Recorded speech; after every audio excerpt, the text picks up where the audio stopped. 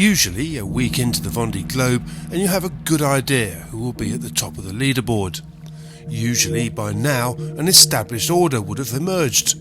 Charlie Dallin, Jeremy Bayou, Johan Richomme, Thomas Royan, Boris Herman, Sam Davies and defending champion Yannick Bestevan would surely have all been up there. But so far this has not been a usual race, and you would have been forgiven for asking where are the big guns. Unusually complex weather systems have challenged the status quo and repeatedly turned the leaderboard inside out. An area of low pressure near the Canaries has had the effect of blocking the northeasterly trade winds the fleet would have expected at this latitude. This led to a significant bunching as the leaders ran into the areas of very light winds, allowing those behind to catch up, and boat speeds were often down into the low single figures.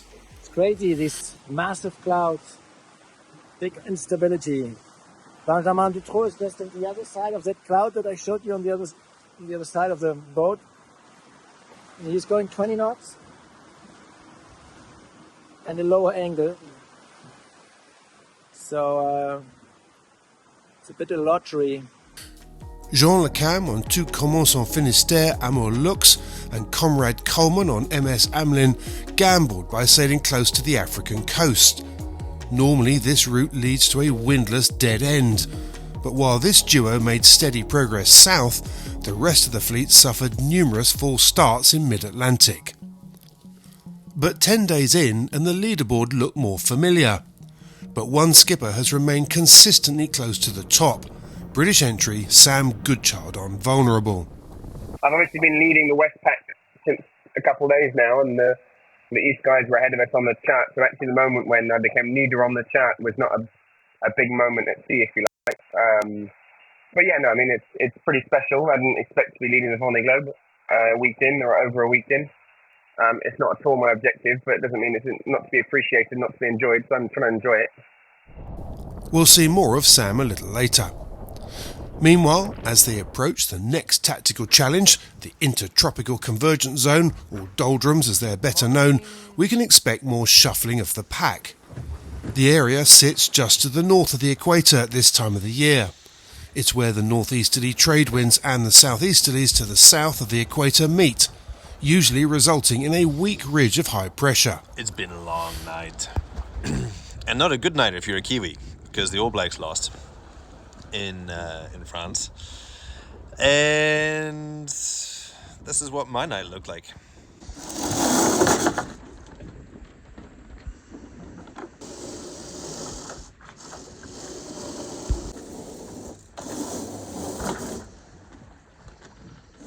Yeah, so I'm not gonna lie, it's a challenge today.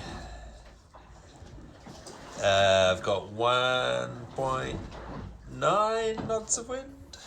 Light winds and high temperatures punctuated by thundery rain squalls can be expected here. The skippers will be aiming to cross where the gap between the two airflows is narrowest. Quite a part of the fleet went pushed this way to get around all this stuff. But this is not supposed to be there, I think. We should be west of it. I got a little sleep again because the boat was turning in circles and the wind going back and forth a bit. But I won't complain. I mean, who gets this in a Sunday morning in winter? But with the hectic and at times windy first few days behind them, the fleet is settling into the rhythm of life at sea. There's time to tidy the boat up, check for wear and tear, and to make sure you look your best.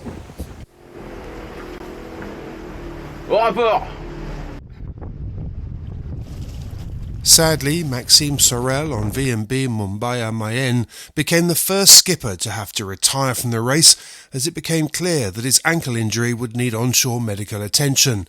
He put into Madeira. For others, it was time to repair damage. Louis Burton on Bureau Valet was having to deal with a serious crack in the hull and deck, but as this extraordinary footage shows, he's pretty resourceful. The damage was thought to have been caused by compression loads from the port-side Jenica spreader pole.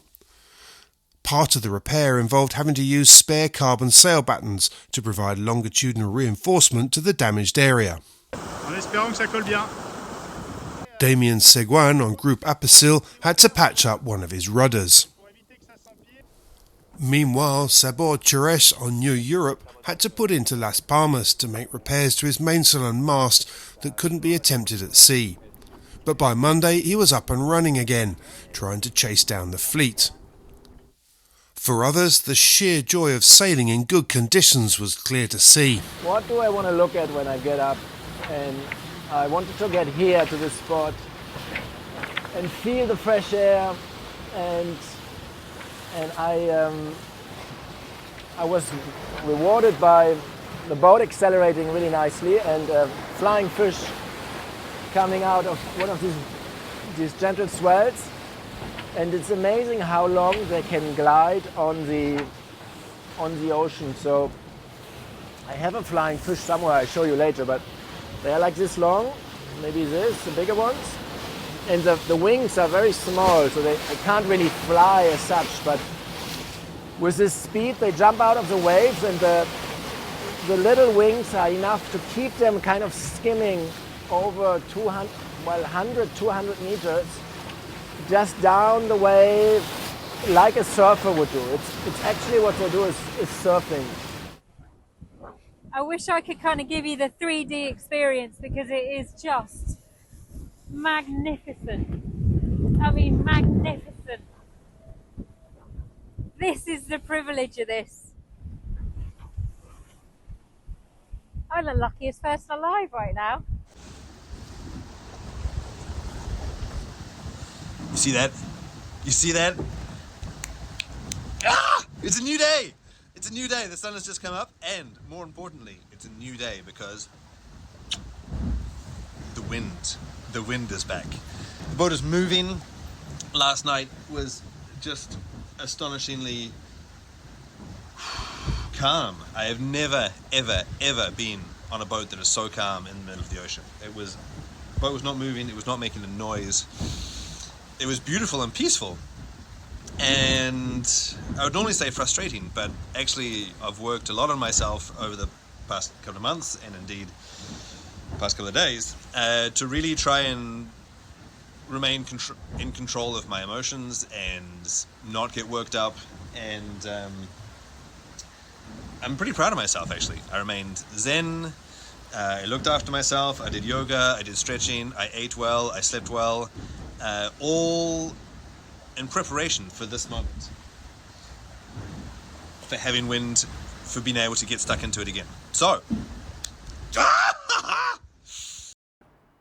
indeed, life is good. Life is a bit too slow for my hiking, but had a good run this morning. Yes, quite a few hours with speed in the 20s, which was good, and now I'm back to slower speed now. But yeah, apart from that, it's all good. Trying to work out the best way to tackle this light wind area ahead of me, and also starting to look towards the Doldrums as well. They are looking pretty full on. So yeah, quite a lot of things to do. Hello, welcome on board Holcim PRB. We are on Monday morning. Still very nice and pleasant sailing condition, beautiful weather, some wind, flat sea state, some squall to avoid. There is a bit of work because the wind is quite unstable, and we have to slalom a bit between the squalls, but it's interesting and very, very pleasant. I really enjoy the sailing. Today I took my orange PRB style sunglasses. It was a present from PRB employees just before the start of the race. Meanwhile, as the fleet made its way south, a new record was set as Johan Richon raised the bar for the solo distance record, clocking up 551.84 nautical miles in 24 hours. This impressive record just a week after Nicholas Lundven had set a new record himself on Holcim PRB. Even more interesting was that the new record had been set in just 17 knots of wind, but in a very flat sea. 2 records in 2 weeks. It's easy to see why some are already asking whether the race record of just over 78 days will be broken this time. Bon, j'ai un petit message pour Nico Lulu, mec, je suis désolé, je suis vraiment triste pour toi. Mais je t'ai piqué ton record du monde, mec, 551 000. Allez, la revanche dans le sud. Ciao, ciao.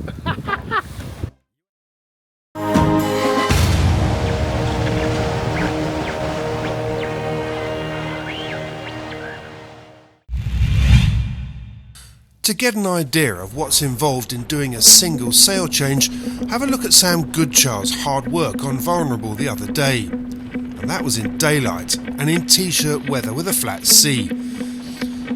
Imagine going through all that at night in 30 knots.